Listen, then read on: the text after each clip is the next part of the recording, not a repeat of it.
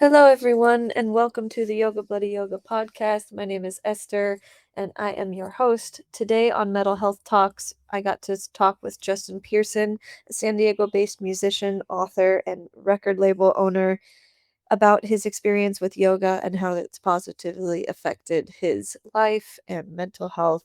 It's a really special episode, so tune in.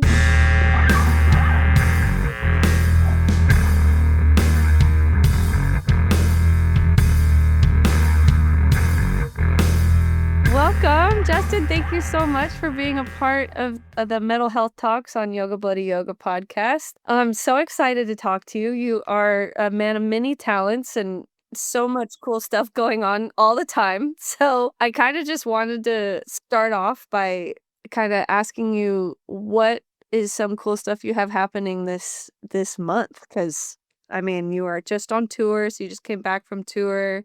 Well, first of all, thanks for having me on because I think what you're doing is pretty unique to the world, to like most people, maybe not to you or I specifically, but I think to like most people they're like, what are you doing? You're mixing these two things. So that's awesome. As far as me, what I got going on, I mean, a lot of times people are like, you have so much going on, and I guess it seems like that to the outside. And at times it's probably, it probably is a lot going on, but like to me, it's not that crazy. I mean, I did just get back from tour and I have shows, oddly enough, all this month, every weekend, and a lot of them are fly-in dates, but it's just like not that crazy. And then I don't really have a whole like substantial thing lined up until like maybe October or something. So I mean, I'm just trying to catch up with a lot of stuff, and I also run a record label, so I that takes up my daily time, I guess, as a job. Yeah, that's like your quote unquote office job. Yeah, I've been an intern for myself for 31 years, so it's Well, for those who don't know you, you are a musician, record label owner, author. You just came out with a couple books, right? yeah, I have a few, yeah. I mean, music's been a part of your life. How long would you say in terms of playing music? I mean, music's been a part of my life since as early as I can remember. I think when I was 5, I bought a Stevie Wonder triple LP record from this store. Well, my talked my parents into buying it for me. But I've always been like kind of obsessed with music since as early as I can. I mean, I remember when Van Halen 1984 came out, I was like obsessed with that band. And then unfortunately I was obsessed with Kiss, and then I realized they sucked. But I think music has always been like a very prominent and important thing in my life. And then I started playing in a band when I was 15. I also recorded and toured at 15 as well. And so I've kind of been doing it since then in different projects over time. Oh, cool. So, all right, first question I have to know, why do you think Kiss sucks? I'm just curious. Well, I think like when I was a kid, I thought they looked cool and they had like a really cool aesthetic in the 80s. And then I remember hearing some of their music on the radio, and I was like, this is pretty bad. And I started kind of getting into like, I think, cooler musical stuff that didn't have the like outfits or whatever. And then over time I realized that Gene Simmons is like kind of a piece of shit. And like, I mean, if you need an example, like watch Decline of the Western Civilization Part 3 and watch the interview with Paul Stanley. It's embarrassing and fucking pathetic.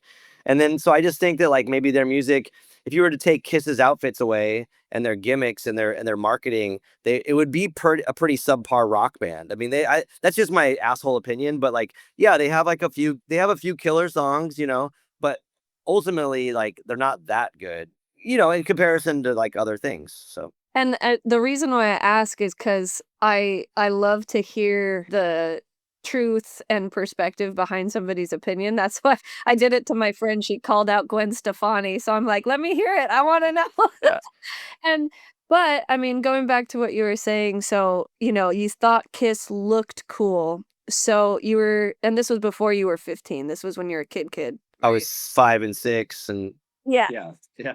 So I mean, I'm sure you were drawn to kind of the edginess, right, based on the bands that you currently play in. So what are the bands that you're currently actively playing in, just, for listeners who are new to the scene? Sure.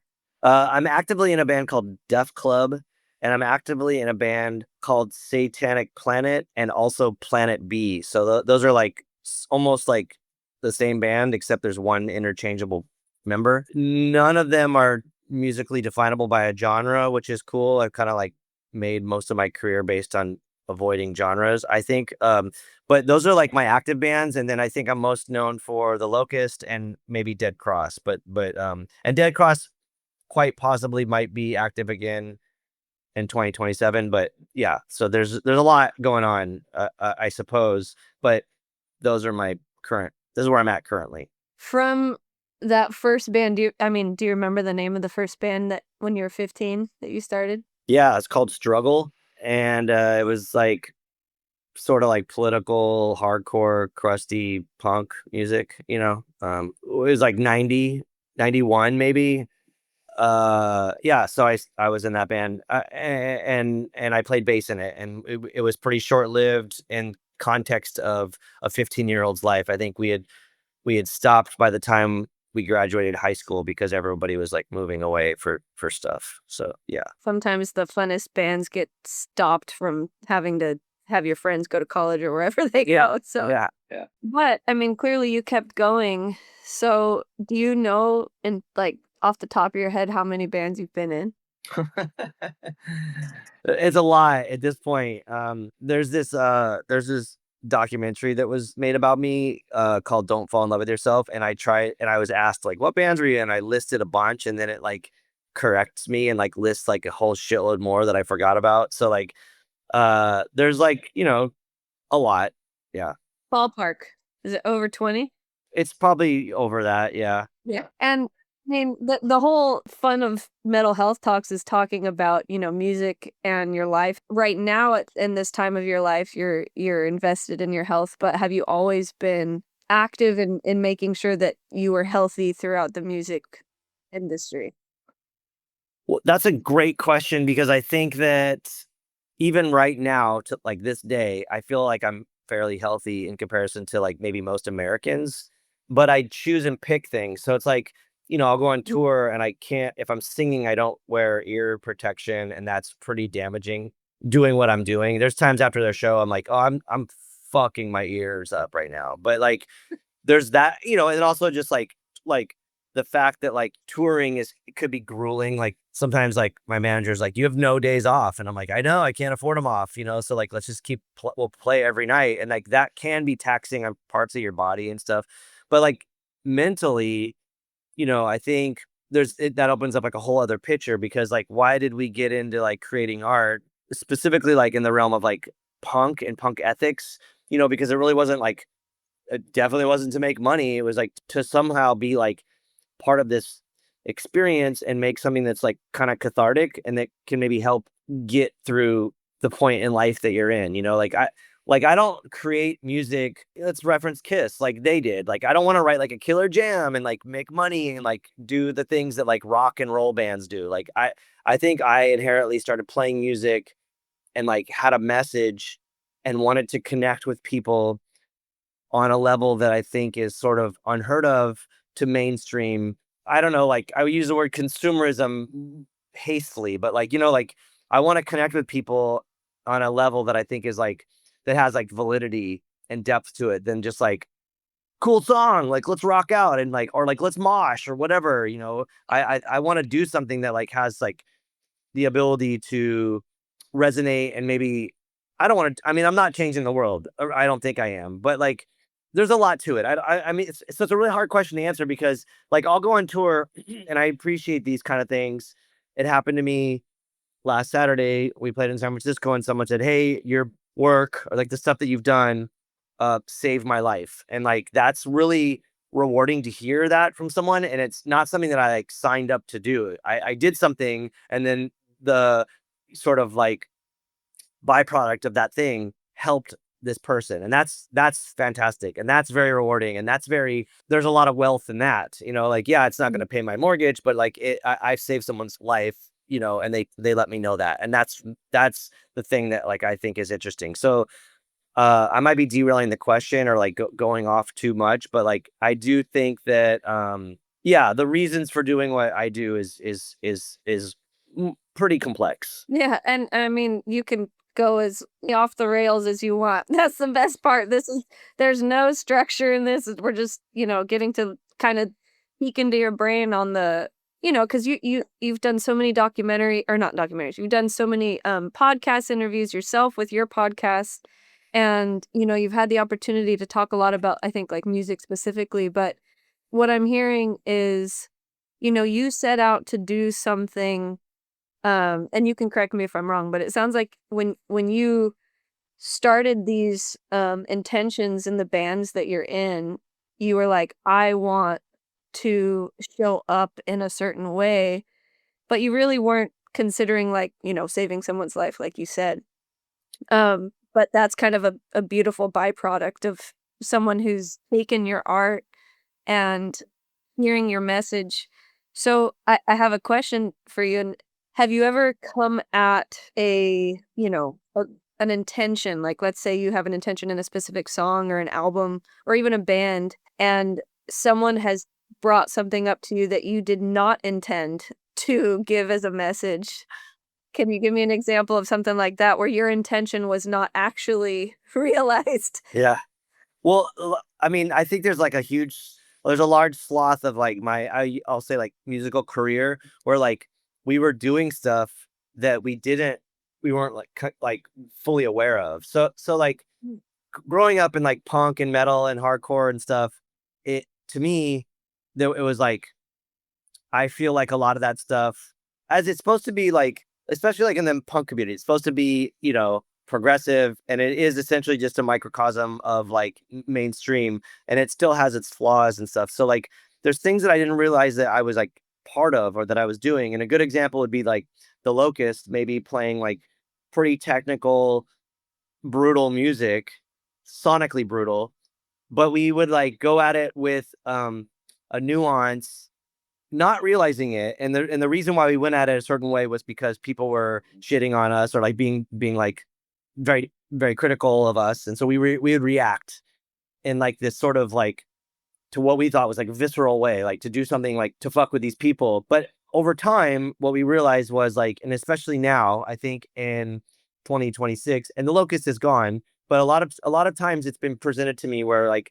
someone would say, "Hey, I was growing up in the 90s or the early 2000s or the mid 2000s as a queer folk or a trans person, and I didn't feel there was visibility or they didn't feel comfortable, and for whatever reason, the locust made it feel like a safe space for them." And that is something that like I don't think we set out to achieve consciously, but we somehow achieved it subconsciously. And I think that's an interesting thing because like we were in retrospect, I could see like we were trying to fight against like the patriarchy and try to fight against gender norms and things like that, which essentially was like helping out our comrades who are struggling in some way. And that, but there was like a larger picture or like maybe a more vague general picture that we were trying to just kind of like go forward with.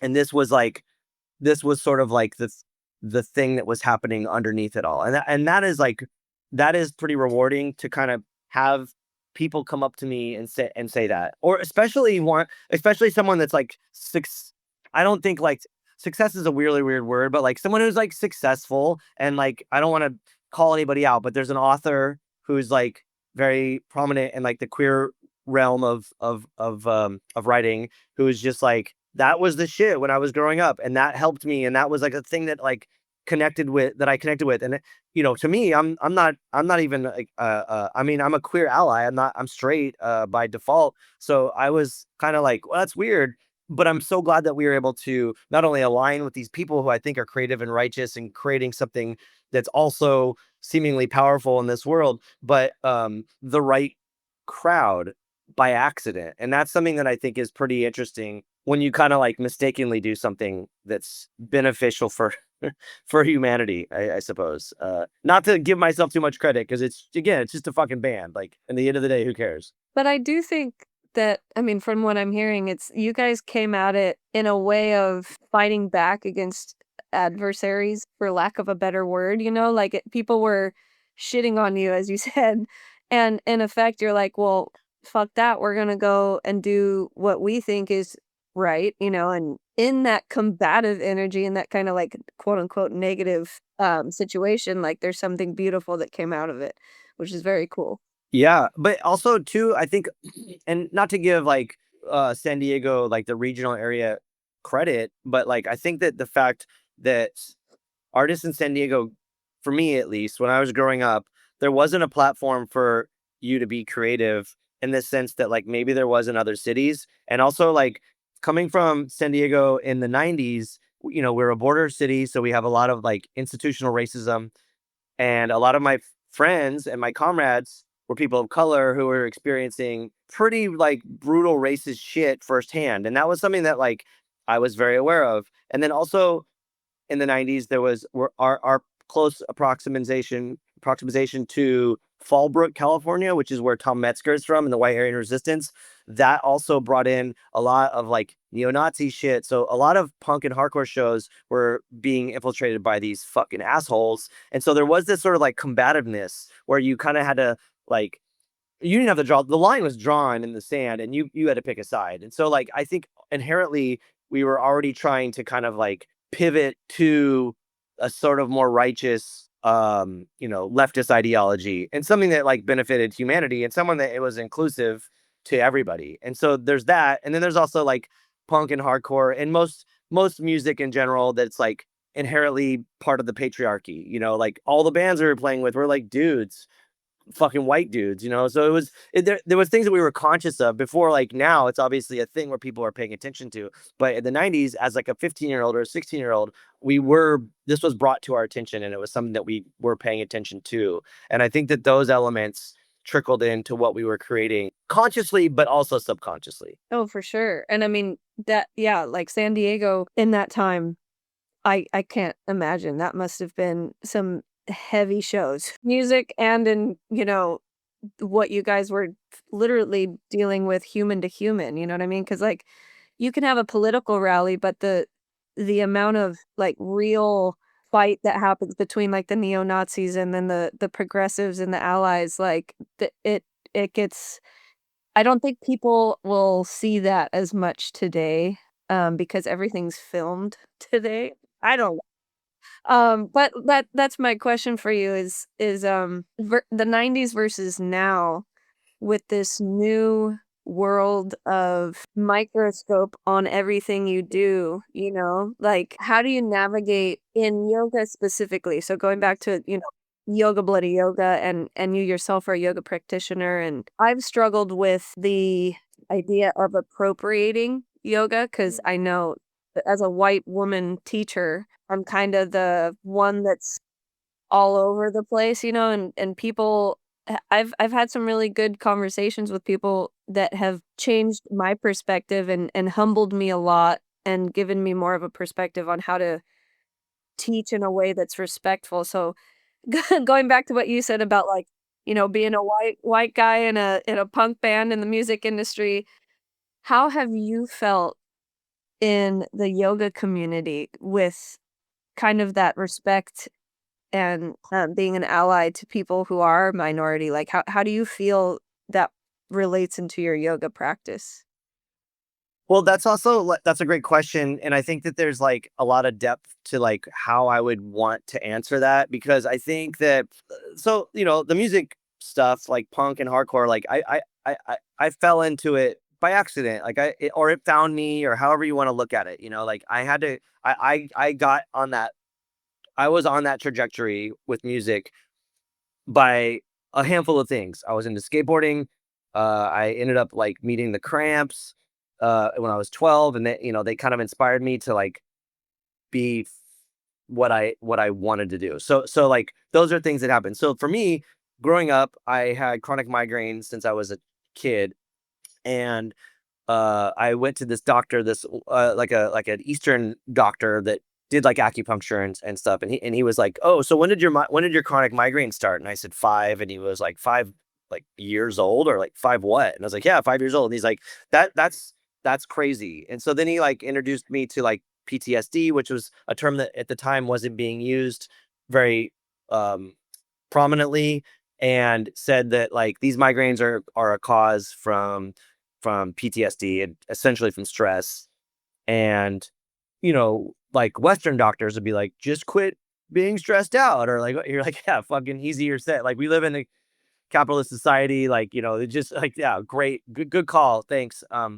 And so I like went through all these things, like trying to figure out why I had chronic migraines. And a lot of it was like, they're like, you're allergic to dairy, you're allergic, or like, all this bullshit, which was true, but it wasn't, I did all the things that they were saying, and I still had migraines. I still suffer from them. I had one last Saturday. But at one point my mom was like, "Hey, I'm going to this gym by my house. You should go. They have yoga. You should go and like try it." And so I went. This was like um probably like 27 years ago or something. I don't know. Oh, it was a long time ago. So I went and tried it, and I sort of did it casually, and it kind of um it had an impact on me in ways that was essentially going to take a while for me to realize it. So I went for reasons that I thought were helpful for my migraines, and I kind of became like, I had a regimen, and I would go more often. And then eventually I started going to other classes and other places, and like meeting, or like taking courses, or taking classes with other instructors. And I realized that like, there's like an equivalent to like when you say like, I play in a punk band, and they're like, what is that? Like, do you sound like Green Day, or do you sound like Napalm Death, or like the whole spectrum is there. So when I say I go to yoga, people are like Lululemon, or like, fucking some hippie patchouli shit. Like, people don't know where it is. And I think that like, you're using this like sort of title that can like be an umbrella for the whole gamut of stuff. And so it took me a while to kind of find my, just like I did with like punk and hardcore, find my people or my community. And I had to find that with yoga as well. And so I 100% struggle with a lot of the bullshit rhetoric, which I feel has been like present in most yoga, where they're like, let's wish peace upon every living creature. And that's something that I 100% cannot do, and will not do. And I get that maybe that goes against like traditional yoga practices, but that is a thing that's like sort of whitewashing this current situation that we as human beings on planet Earth are in, where like it's really convenient for you to be like, let's just wish peace on everyone, when you're like,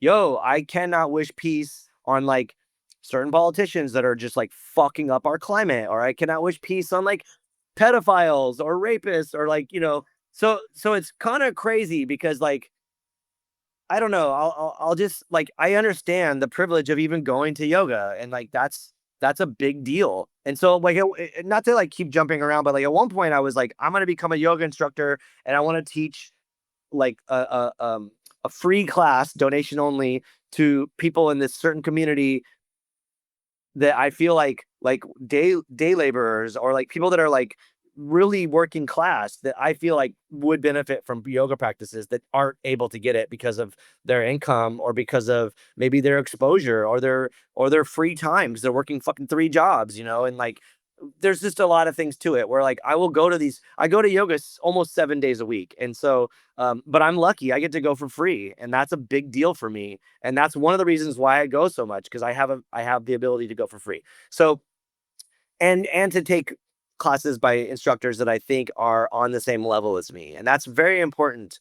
I think I shared an example of two instructors from one of my podcasts, who I think are not like, they're not like ethically punk, or sorry, they're not like punk like punks, but they're ethically punk, in the sense that Mm, like the way that they live their lives, and the things that they do, and the way that they teach yoga is inherently like rooted in like this sort of mindset of like punk culture. And I think that it's challenging norms, and it has like this sort of DIY element to it, and like they have the ability to be critical on the practice in modern Western civilization, and be critical on like the clientele of the studio, and these are things that I think that like are important to me, where you will sort of question things, and not just be like, let's just wish peace and do the thing and go home, and like doesn't matter, because it does matter. All of the things matter. And I think that's very important.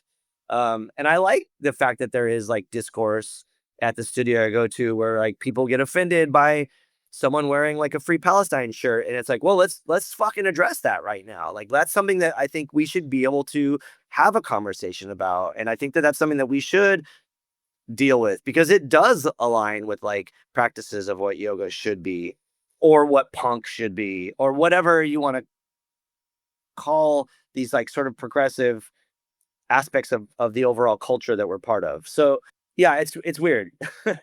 I have a weird place when I go to yoga. Like I have all these fucked up T-shirts that are like, that should like just say crazy shit on them, and like I usually get them printed on the back of my shirt, so I don't have to like look at someone's face while they're like, "What the fuck? Your shirt says pro-abortion, anti-Christ," and it's just on my back. But I'll go to yoga and I'll forget that I have it on, and then I'll see like, wow, these people are vibing me. And I'll think, oh fuck, I had that shirt on. I forgot. And then I'll leave, I'll walk out and like people be like, yo, that shirt's sick. I'm like, oh whoa, what the fuck? You like? That's great. All right. Well, I guess we're on the same page. And like our fuck Nazi sympathy, like and like there's a picture of Kanye on there, like that's some shit that I assume someone would be like, it says fuck on it, or the fact that it says something political on it. But no one's like coming at me and writing a complaint in the comment box or whatever. And I think that's interesting. Maybe they're scared of me because I do kind of maybe put off a vibe, but like I go there to fucking do the thing. And like, yeah, I don't know, there's a lot to it. I am an asshole a lot of times, and also like I've been told that I have like a sort of like not approachable side to, or anyhow, it's a weird world to go to yoga and people are like, what the fuck is going on with that guy? But I like that. I think it's cool. Can I ask you, I mean, it's really you've been doing yoga for, you said, like, 27 years, right? Yeah. Yeah. And, I mean, even in my experience, I've been doing yoga for, I think, 16, I think, if I did the math correctly. And even, like, 16 years ago yoga to right around, like, when core power started coming on the scene, Hmm. like, I remember one of my best friends, her and her mom did yoga, and I was like, "Oh, you guys are hippies," like, and I was a punk, so I was like, "That's weird." You know what I mean? And then similar to you, like, I had chronic back pain, and so someone was like, "You should try yoga." And like, almost exactly the same situation to you where the doctors were like, "Take some pain pills," and I was like, "I don't want to." And then yoga was the one thing that, like, actually helped. But I had to get into yoga through core power because I was like, "Oh, it's really hard, it's really hot, and I'm gonna die if I do this. I like it. That sounds great." But my question to you is, I mean, if you feel like you have this presence of like, "Oh, I can't talk to that guy," like, but then I hear your spirit of like, you want to bring yoga to people who are, in a minority or like the working class. You have a giving spirit, you want to help people, so do you do you feel like when you're going to yoga studios with your shirts on, do you feel like you're being judged, or do you feel like you're like and this you can answer this question as any way as you want, but Oh, I'm being judged all the time, and I'm judging all the time. So like, well, it's part. I mean, I think it's part of. It might be part of human nature. At least it's part of human nature in an urban setting. Like yeah, I'll fucking wear these shirts to make someone uncomfortable, and also to make someone feel like maybe psyched, like there's an ally. And I like I don't want to get like too political, but like during this current administration when they were like riffing on like how Antifa is so bad, and it's like a structured, organized, terrorist organization. I was like, yo, to my friend, like, can you just print me a shirt that just says Antifa with an upside down American flag? I think that'd be great. And so I did that. And like, I'll go to the post office and have some fucking lady run her mouth at me about how I'm super fucked or whatever. But then I'll go to yoga and I'll forget that I have that. And my point is, like, I know that that's a jarring thing to put on your shirt. And that's probably not the best way, because like if someone showed up with like a MAGA hat on in yoga, I'd be like, "What the fuck, man? Like this is kind of a not not that the two things are the same, but like it should. I get it. You should be like, we're here to do the yoga and like don't fucking bring politics into it. But I think that that's one of those things. Like you're kind of like privilege when you can just ignore the fact, because if you're going to go there and be like, we need to wish peace upon all living creatures, and then ignore the fact that there's like oppression happening like in your neighborhood or in an adjacent neighborhood or in your family or in, in this community, or the fact that we're paying taxes to these fucking billionaires that are screwing everybody over. These are things that like all tie into yoga. It all is part of this like larger picture. And so I think that like, anyhow, I'll wear the Antifa shirt and I'll go to a protest, and there'll be two people at a fucking, it was an anti-ICE protest. Two people were like, I saw you at yoga. You have that fucking Antifa shirt on. That's sick. And I'm like, what? I'm like, wait a minute. Like, for one, like, I'm psyched that you're also doing yoga and you're here fighting against ICE. Like, that's great. And two, it's like I see that there is like a shift in what like maybe is perceived as yoga culture, where like maybe they're not all wearing like jarring shirts or like have a message, but like, and we're not there to have dialogue. I can't discuss like, let's talk politics. We're there to do yoga, and if I have a minute to put some shit on my shirts that'll bum out someone, and if they're getting bummed out, then I think it's fine to me. And that might be like an asshole move for me, but like, if you got a problem with these things, then maybe you should be at Core Power, because Core Power like was hooking up ICE agents, I guess, or something.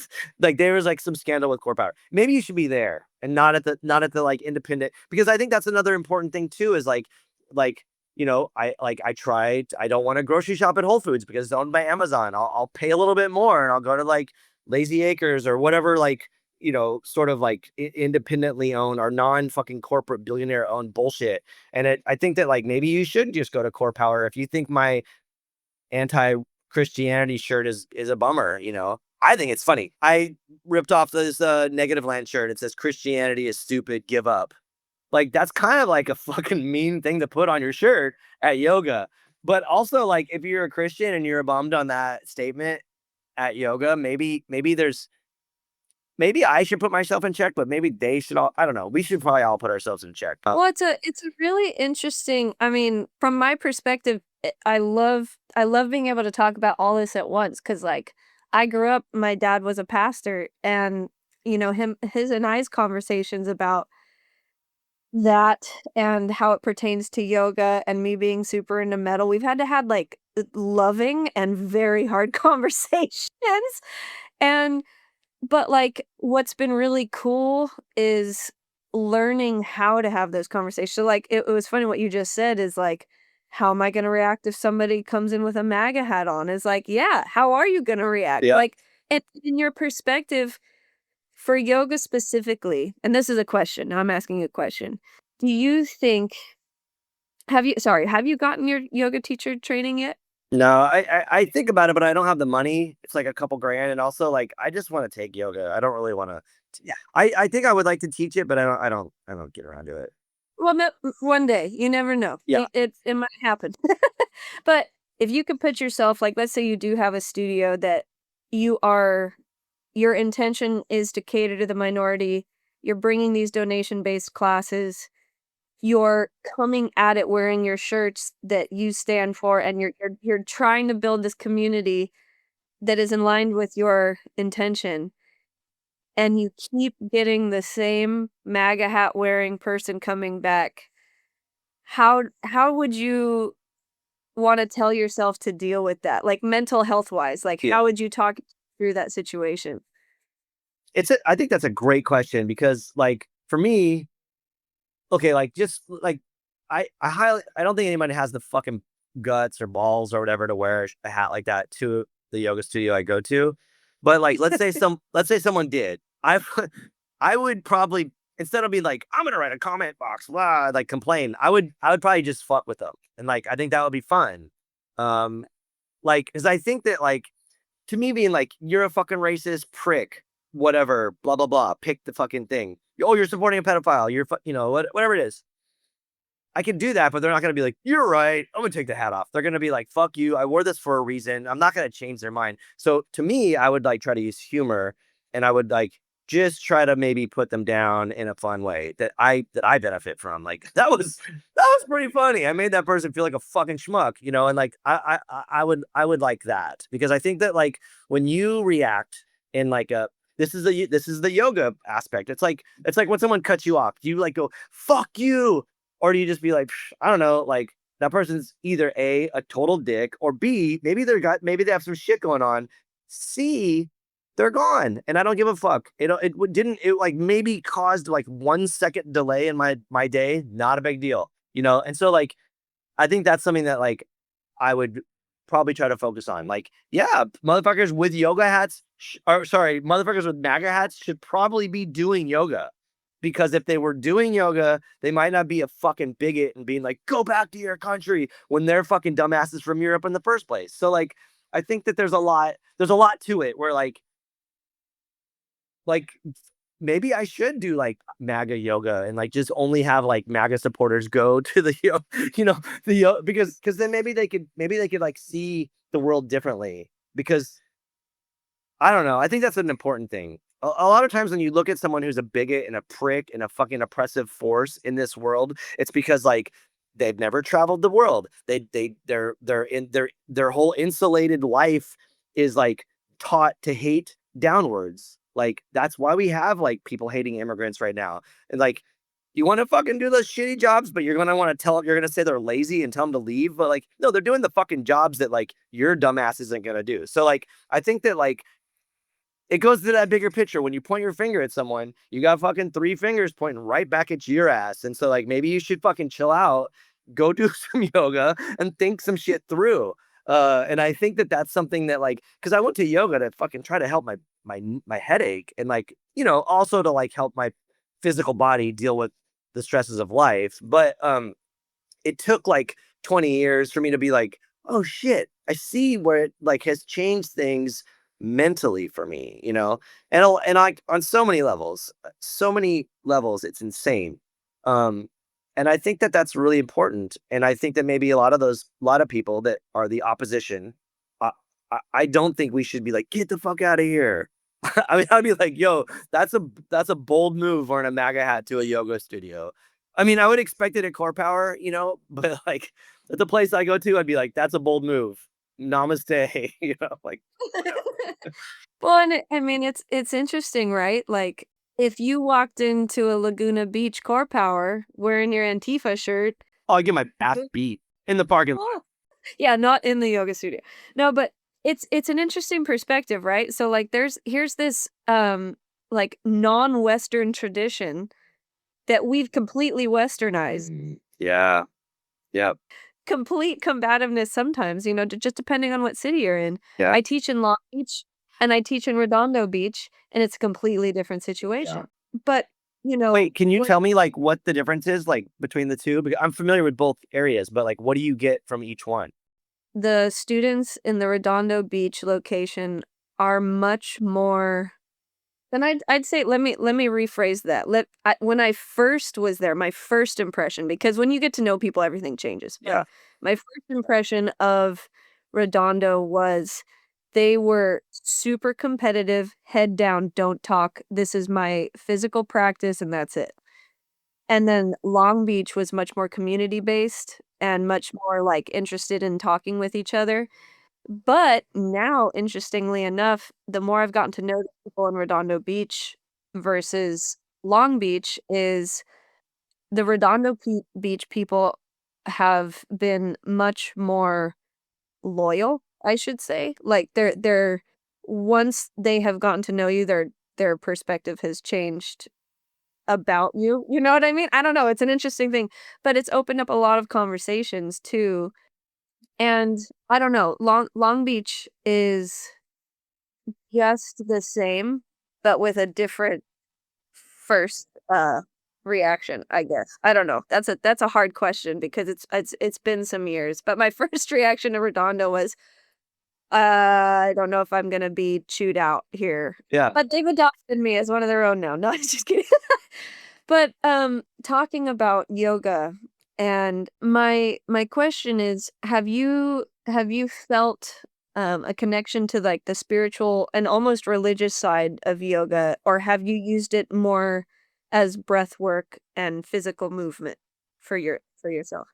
That's a great question too. So I'm an atheist, I'm pretty sure my opinion will not be changed until I'm dead, and then and then I figure it out. But like, but because well, like when I was younger, when I was a child, my dad was murdered, and I was kind of faced to like think about like life and death and people's perception of spirituality, and it took me a while to kind of formulate where my brain was going with things because like I am obsessed with my dog, and I realized that like dogs or like non-human creatures communicate with ways that we are not capable of understanding. So like for instance, like a human can recognize, like I think like something I could be I'm used to throwing out some numbers, I could be wrong, but like a human can recognize like 12 expressions on another human's face, where like a dog can recognize like 30 something, 35 expressions on your face and know what you got going on. And I think that's important because I can communicate with my dog in a way that is seemingly like telepathy. Maybe this might sound like too woo woo or crazy, but I feel like we're communicating in a way with energy and not with words. And I think that that's something that like speaks to a broader thing, where like we have this kind of manufactured concept of like God, heaven, religion, this structured thing where like I don't know, because most religions have a lot of bullshit like written into them, where like I'm like obsessed with like things like aliens or dinosaurs or fucking asteroids or whatever. There's a lot of shit that's unexplained. So humans are like, this is it. There's God, there's this, there's heaven, blah, blah, blah. And they have this thing. And I'm like, that's you, there's no proof of that. And like, you're just fucking farting out a bunch of wild ass ideas. I'd be better off, fucking paying attention to like the Smurfs or something, which had a little bit more of they were like, at least they were like they were in a socialism, which I guess is like looked at bad. But anyhow, so I think like my idea of like what spirituality is maybe not formed in a language that I am able to communicate very well with. But I do think that there is something bigger than us. And it could be like when I'm not saying like when we die, we go somewhere, but our energy goes somewhere. Our bodies are maybe composted into the earth or we're cremated or whatever, become part of this bigger thing. Our energy exists. I think there's like a lot to it that maybe we don't, as humans, know, as humans can like communicate these ideas or these theories cohesively to like be digested by other people. There's a lot to it. So I guess textbook wise I would see more like agnostic, but I have an opposition to calling myself an agnostic. I still think I'm an atheist. I think that like the concept of religion and God does not work with me in any way. But spirituality, or the fact that we are like part of this bigger cosmic thing, makes way more sense. And that is a really important thing that goes back to like a lot of stuff. Like, do I want to freak out on someone for having a MAGA hat or from cutting me off in traffic? Not really. I just want them to not be oppressive and to navigate in this world in a more peaceful manner, because we have to share all this shit, and I think that that's very important. So where do I fit in this thing? Like, I just like to fuck with people, and I like to like make people think. I also like to challenge them. I also welcome being challenged as well. But I think that there's a way to like kind of fuck with people that are uptight, and also the left are the same way. There's the Karens of the left who like freak out about fucking all kinds of shit that I do or that like I'm part of, and like I want to fuck with them too, because I think that like they lack that nuance of maybe, I don't know. There's a lot to it. And there's people that know what they're talking about on both sides, and there's people that don't, right? And you got the people that are on somebody's shoulders going, "Yeah," and they have no idea what they're talking about, which is frustrating on either side, right? But so as it relates to your practice and yoga for you, like how have you ever dealt with like a teacher or a studio? Because I mean, if you've been practicing for 27 years, has it been in the same studio or have you gone to different ones? Yeah. I started going to one that was just like they had a couple classes at a gym, and that was fine. And it was very much just like yoga practicing. But then I would try to like branch out and do stuff. And my mom actually like was like, "Oh, I met this person that teaches these other classes. We can go to this place." And it was very eye opening because she was practicing Christian, and she was very much against saying like certain sayings or doing things that were like part of like traditional yoga practicing. And I was like, that's kind of crazy that you're gonna like take that and omit this other stuff. And I get it. I see why she did it. And I think I would inherently do that as an atheist. I wouldn't. I don't want to say namaste. I don't think that that is something that I deserve to say or that I should say. One of the instructors that I go to made it. He verbally expressed that he's not going to say namaste. He's going to say, "I wish peace to everybody in this class." And I think that says a lot. And I think that we could make a different modern version, still pay respect to like what the roots of yoga are, and make a version that makes sense in 2026.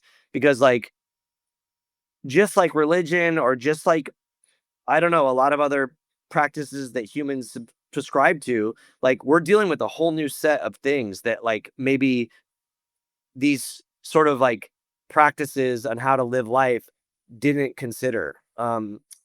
There is a lot, and it's really cool to talk to you about it. I mean, because we haven't met before, so Yeah, it's a fun to get to talk to somebody who's like, we're both in the alternative, quote unquote, scenes.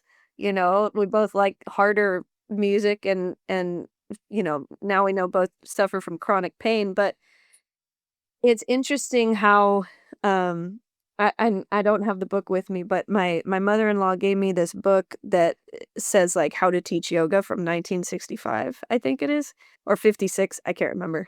It's old. Being a yoga teacher and teaching people how to teach yoga, like yoga teacher training, and what they're telling you to tell people now versus what they said in the 50s or the 60s, it's a completely different practice, right? yeah, And, it's kind of evolved itself more and more into this alternative way of thinking and being healthy, I think. And I think a lot more people who have been on, like, the outskirts have felt comfortable coming into yoga, but the same thing that's happening is that capitalism is starting to just completely take it as its own, as any good thing does, you know what I mean? So I phrased that wrong. I should say you have to be careful of capitalism because good things will always wanna be sold to you. That's what I should say. yeah. So, like, you've traveled the world as a musician. Have you brought yoga with you in your own personal practice, or do you only practice at studios? No, no, I go on YouTube every day on tour, and I do it if it permits. Like timing, like a lot of times it's like we'll get to the hotel, it's like 2 in the morning, and we have a van call at 6, and I'm like, yeah, I'm totally not doing yoga, but I will do it. There's a couple instructors that I found on YouTube that are awesome, and I will utilize. And like even like if it's like they'll do like 15-minute practices or 20-minute or half an hour, like I'll rip on one of those, and like it definitely helps me get through that day. But I want to say one thing about like capitalism, which you pointed out, which is very interesting. And I get it that like, because this has come up in like conversation at the studio that I go to, where like they have to, be regulatory because they want to keep their jobs. And I get that. I think that's important. But also like the studio that I go to did a thing where they're like, if you own a business on the street that they're on, they'll like, if you're a business owner, you get a free membership. And if you're an employee at a business, you get 50% off. And like I got a free membership through that. And I think that says a lot, where like the more corporate aspects of like, let's say core power, they don't, I mean, maybe they do, but like, I'm assuming they don't give a shit about that kind of stuff. So those are so like, shout out to the place I go to, Pilgrimage of the Heart, that offer that. I think that that's a cool thing to do. And I get they're still practicing, practicing in the guise of like a capitalistic society. I get it. I understand they have to pay rent, they have to pay their bills or whatever. But I think that's an interesting thing to like consider. I think that like places that have sliding scale classes is very important to people because I live in the next I live in the next neighborhood over where I'm like these motherfuckers they're driving their Teslas and shit and I'm over here like riding my bike because my car broke down and I and like so like I class is a very real thing when it comes to like the the bourgeois, and like the like perks of being able to not only carve out the time of the day, but like to go and practice and not have to pay a fucking crazy amount of money. So, but you had brought up a different question. I think I fucked up and like said a bunch of shit. Um, well, no, I mean, now we're just talking, it's this really isn't an interview as much as it's a conversation, and, like, I think what you just said is important to speak out because, whether we like it or not, we live where we live. We live in Southern California, right? Which has its own dynamic, and it's just money. Seriously, like, if you're living here, you can pay to live here, and you pay emotionally to live here a lot of the time. And I love that the studio that you go to, which I'll put in the show notes a link to them, so if anybody's in the San Diego area and wanna check them out, remind me of the name again? Pilgrimage of the heart. Cool. So we'll put them in the show notes, but yeah, like, the fact that they're involved in their community and wanna give back, like, you can kind of red flag a studio as soon as that's not happening. You're like, "Okay, wait a minute, like, where's the community aspect?" And you can kinda, like, pick and choose where you wanna go based on that, but the question initially that I had for you is, like, for your own practice, you as in Justin, if in a yoga class, if it's on YouTube or whatever, and someone offers you, like, to join on this spiritual intention, how have you felt in that way being, someone who is, atheist, like if a yoga teacher is giving you an intention as many do, which is like a divine connection, like how have you sat with that in your practice throughout the years? It doesn't have to be recently, but Yeah, well, I think that like there's without someone instructing you like to connect with like a spiritual higher power or something. I don't know how to like word it. But they don't have to like say that. When you go there and you have this practice and you go there with intent and even if you aren't aware of it, like it took me so long to realize the non-physical benefits of yoga, more the mental benefits. It took me so long to realize that. But like they don't have to tell you, they don't have to instruct you. So like the instructors that I watch on like YouTube or something, like they're not saying like I mean, maybe they say namaste or something, but they're not like saying like, they're not getting too woo woo. And I think that's good because without them having to say anything, their 30-minute video that I watched inherently is helping me that night when I perform on stage in some place in fucking Frankfurt, Germany or wherever the hell I'm at, or whatever. Like that still helped me. And that maybe again, I don't want to sound like a weirdo hippie, but it like ties everything together. This person in San Francisco that put their 30-minute yoga thing on while I watched it in Europe in some squat and then performed that night, they were part of that performance without even realizing it. And that becomes like this kind of like bigger thing. Like, can I connect with some MAGA asshole? Can I connect with my dog who I feel is like actually telling me a bunch of crazy shit that I'm not aware of? Like, can I connect with someone through a YouTube yoga lesson? Yeah, I guess so.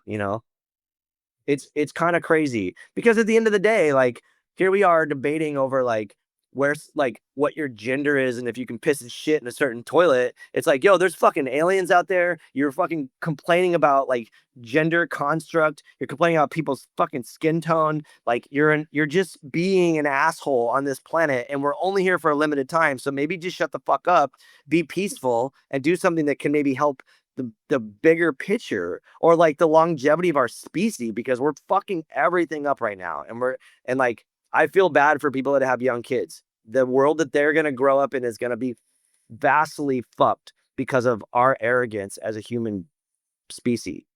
it's a really wild time I think especially because we have so much information at our fingertips, but really that I don't know if you ever experienced this, but, like, the frustration of not knowing the truth of an article or, like, who's Oh, backing it or what company's selling it to you.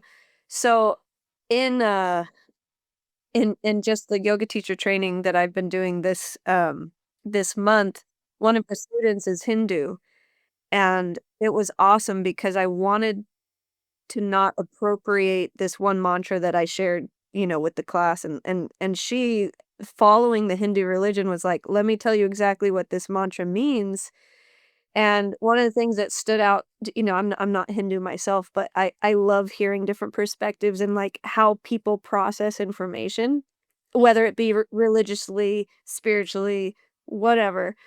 But what she was saying is, the time that we're in essentially is the last one before the world just starts over, right? yeah, Like, yeah, but what's crazy is we've been in that last one for thousands of years. yeah. And I was like, "How many more thousands do we have left of this stuff?" You know what I mean? But and it's an interesting perspective too, like, growing up in Christianity, same thing, like, this is the end times have been said for so long, and we really don't know, and my favorite thing is, like, who knows if this is a simulation and then we wake up tomorrow and it's like, "Gosh dang it, we have to do this for another 1,000 years over and over." You don't know, right? That unknown is it's pretty wild, so to get through the day to day, you've found yoga as a practice, but is there anything else, 'cause I this is a bloody yoga podcast, yes, but, like, for your mental health, like, processing all that information and learning how to deal with hateful people and not kill them, like, how do you process your mental health now living through all of the things that you have?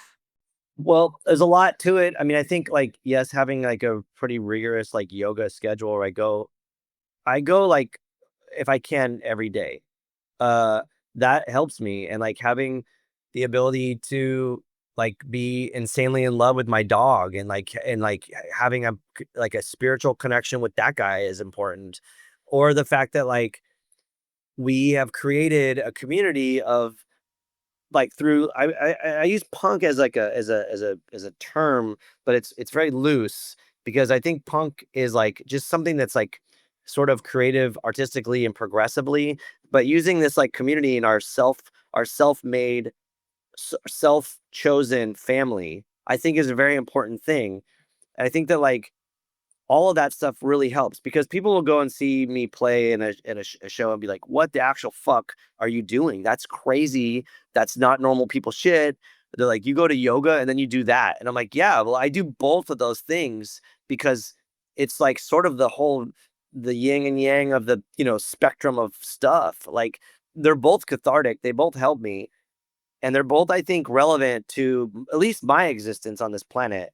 Um, and like at the end of the day, it's like, do I want to be an asshole to people? No, but the time when I will be an asshole to someone is when they're oppressive and when they're doing something that's like harming other people or other creatures. I think that's very important.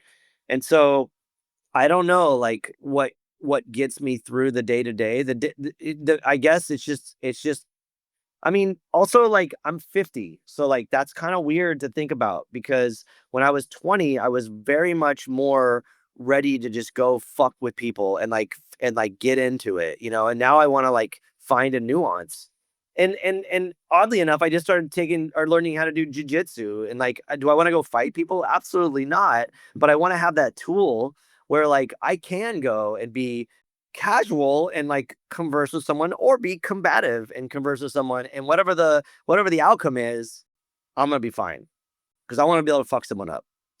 Do I want to be violent? No, absolutely not. I completely do not want to be violent, but I want to have that tool. So that's the thing that's kind of weird too, because I think like 10 years ago, I would have been like, fuck martial arts, or I don't want to be part of that. But one of the instructors that I go to, like, hinted at it and linked me up with someone and it took off. And so like that's something that I think is important too. I think especially right now, like I've seen ice raids happening, and like I want to be able to like fucking defend people or to get into it and like do the right just thing and have the ability, the tools to navigate that.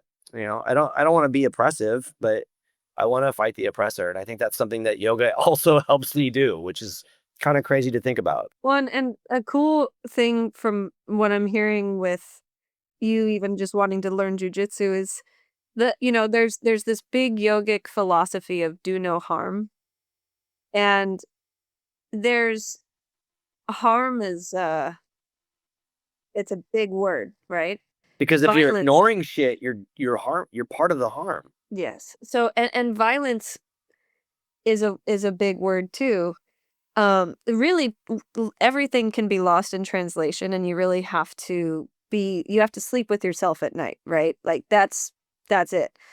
So what's cool hearing like your perspective with jujitsu where people think it's fighting and violent, it's actually giving you a tool to de-escalate a situation immediately, Yeah. which is awesome because, yeah, that's the exact idea of doing no harm. Like, if you could de-escalate a situation, you're not trying to kill somebody, Yeah. you're trying to defend somebody. You're trying like, "Oh, this guy's gonna, mess with my community. No, I'm gonna take him down, get that other person to safety, and then we're cool, and no harm has been done, really." Yeah. You know? So, I just wanna encourage you, like, hell yeah, like, that's it, that's what it's about, and, you know, with yoga specifically, one of the other really, in my opinion, the cool philosophies about it is that it's not about changing, um the room you're in or your surroundings. It's not about changing who you are to get to that state of shavasana, of that peace. It's about just acknowledging everything that's happening at once and breathing through it, and, like, that's it. Of course. So it sounds like, you've found that in life of, like, you're not at nirvana, or you're not trying to get to this, spiritual realm. You're right where you are, and you're using it to, get you through that day by day, which is awesome, and what you're doing with your podcasts and your bands and everything, like, you've created this welcoming environment whether you know it or not, I think. Or for people who also feel that way and, also whether you like it or not, you're a leader, which comes with a lot of mental, weight, and those constant questions of how to be a better person. But even from someone who's just met you, even though virtually, or, like, you're building communities and you're bringing people together and, just what you had said in the beginning too of, like, how your music has influenced people in ways that you weren't even planning, and it's just by you getting through that day by day, right? So, if, uh if you could tell someone who doesn't know you, let's say the MAGA hat. Let's talk to the MAGA hat. And if you could encourage that MAGA hat to be a better person in a way, like, I know, because hold on a minute, that's a loaded question, but if you can if you can look, like, straight in the eye of that MAGA hat person, and let's say they had a very similar walk in life that you did, and you could give them your perspective, who to a healthier and better life. Like, let's say you're a yoga teacher, right? Like, y rather than, in the do no harm perspective, how could you combat them in a loving way? I'm just curious, like, how would you go about it with a jujitsu mindset, I'd say. Well, the thing that's weird is like the time that I've had like conflict with people, it's never been like, and I don't want to pass it off on someone else, but they don't have the ability to have civil discourse where like they'll say something that's slanderous or they'll say something or they'll act a fucking fool and like come at me, and I'm like, hey, maybe if you could just take a step back and have a conversation, we don't have to reach an agreement, but we could like at least find understanding and where each other are coming from. But a lot of times it's usually just like I don't know, maybe it's arrogant to say this, but I think the people that are hateful or oppressive don't typically have the ability to find the nuance to have discourse with someone else that they don't agree with. And I think that's a big deal. So like you place that on the person that's maybe somewhat or like that we're labeling as progressive. Do you place it on them for their as like it's their duty to try to disarm someone who's incapable of having a conversation or understanding that they're being oppressive or fucking harming other people? Like that's a tall order to put on someone. Am I up for it? Are we up for it? Is it better to go in like, like this and this is a question, like, we're really just I don't think there's a right or wrong answer, but, like, do you think for the person who is progressive and trying to combat in a non-harmful way, do you think it's a better road to take to go inward rather than try to train someone who does not know how to communicate, like you were saying, like, who does not have that ability? Well, I always like struggle with the idea of like everyone being like punch a Nazi, I'm like, yeah, totally punch a Nazi, but they're like still gonna be a Nazi. Like afterwards, they're gonna probably be even more of a Nazi. Do we give them the pass and not punch them? Like, I don't know. I don't think it's my place to say like what we should do. But I think that like at some point they were misled or this like sort of like manufactured, you know, bigotry that they are identifying with. Somehow they adopted that and like attached to that. I don't know that like there's a way to change them if they're not willing to listen. So like I think that might be like the goal is to like how do we get through to this individual or these people or this thing? How do we change that? And a lot of that can go back to like the idea that it's capitalism. Because like capitalism can't survive without racism and sexism and like all the other isms and forms of oppression because it has to create a hierarchy and it has to create ways that like one can benefit off someone else's labor or oppression. And I think that that's a bigger thing that we should probably identify with because at the same time, like I think there's constructive capitalism or progressive capitalism, but it's how you execute or how you live your life or how you function as a business that is the thing that goes into question, kind of like saying like, do we want to support core power or do we want to support the independent yoga studio? Like those are things that I think are really important, where your money is spent, where your time's spent, where what you're hyping, what you're a part of, your community, and then the people that will align with that. Because and again, yeah, there's fucking assholes on the left that are just like, especially like in the weirdo yoga community, like that are co-opting everything. Where you're like I read this insane book called Fascist Yoga that like talks about the start of yoga in Western civilization and how it was part of like fascist ideologies, and that was like kind of a crazy thing to kind of see and experience, and a lot of it tied into capitalism, and so that was like that's something. So I think like you and I are discussing about this massively complex thing, and we're like, how do we like untangle the mess? And like I'm like I don't know if we can. I mean, we just do our best day to day, and that's that's the start, you know. Well, and I think too, it's an interesting perspective of an oppressor has the mind of a conversation.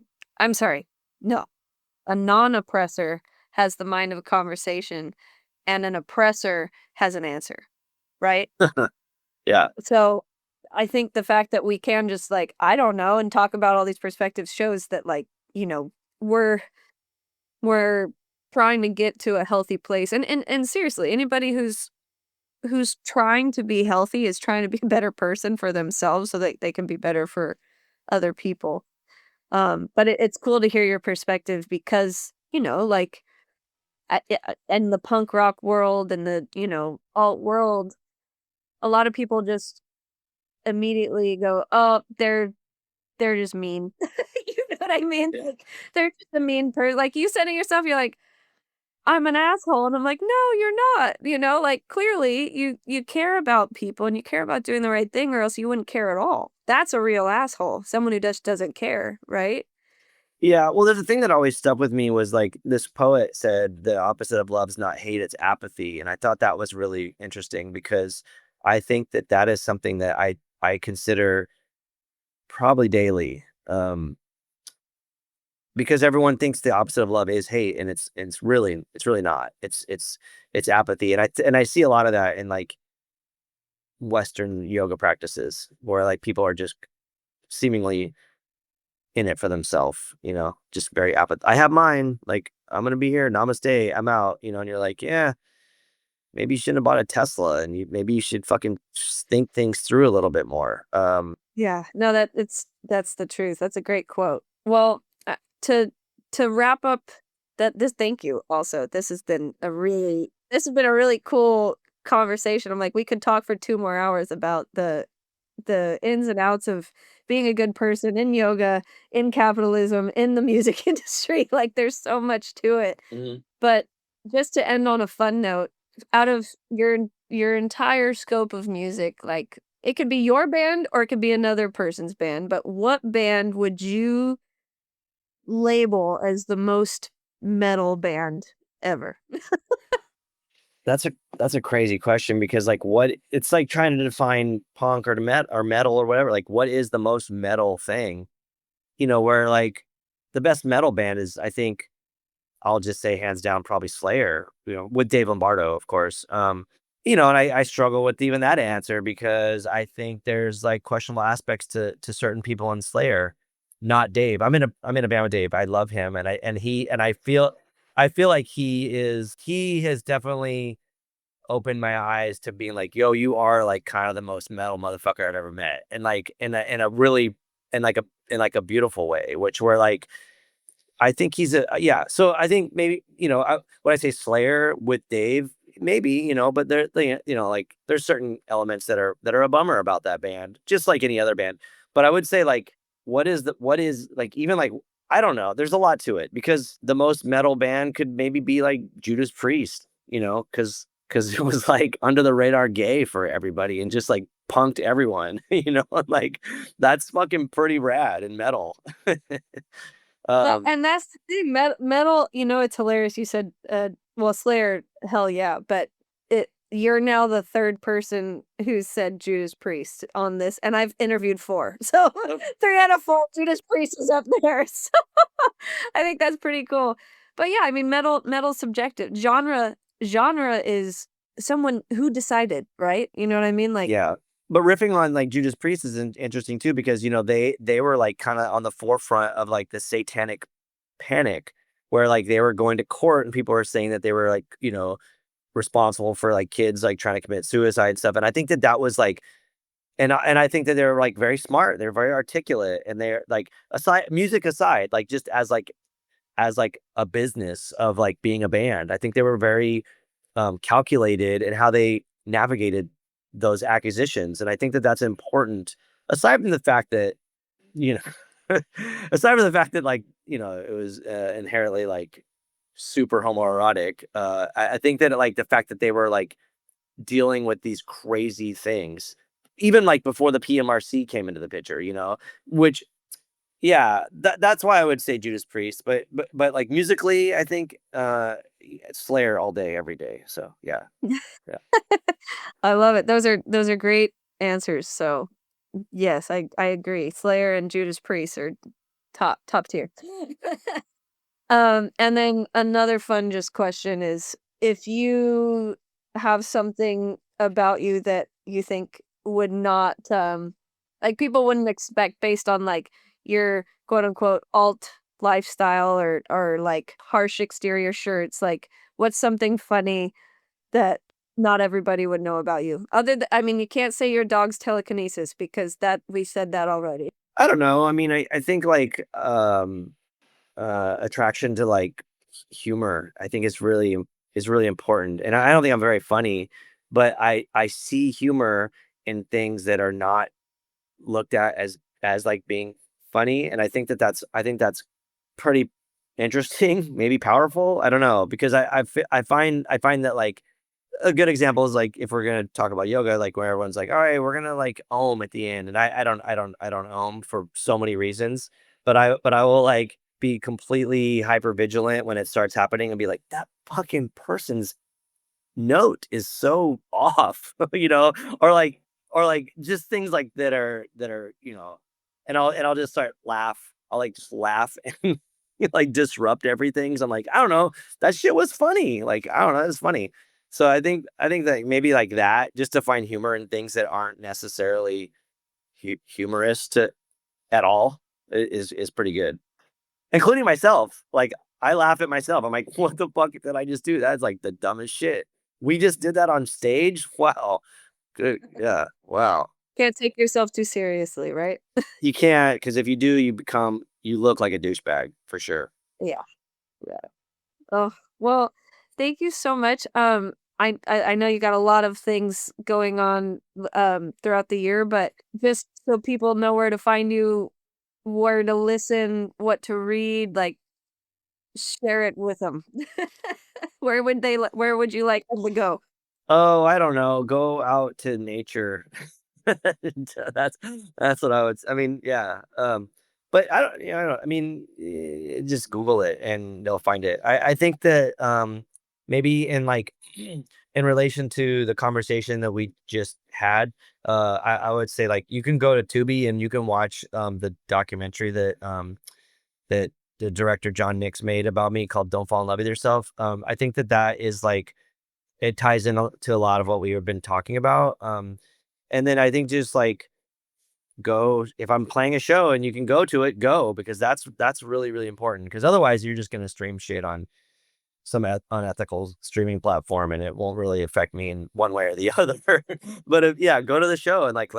But yeah, just whatever you can find out on my social media. There'll be stuff. There's stuff happening. I'm doing something in Chicago, something in Ohio, whatever. Like, yeah, anything is cool if you can come out.